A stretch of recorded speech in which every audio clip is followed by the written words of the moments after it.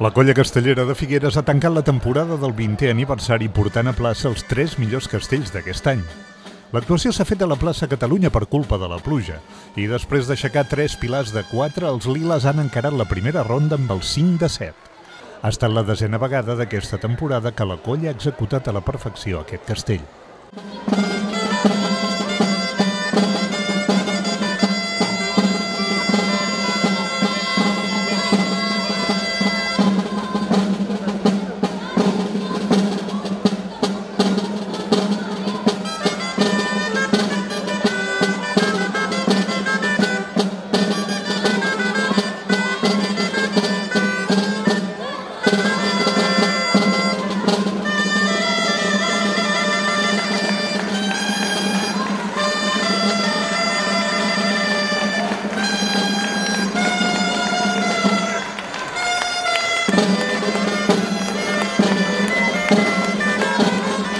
El plat fort de la diada era el 2 de 7 o torre de 7, que s'ha pogut coronar, però un cop feta l'aleta s'ha ensorrat.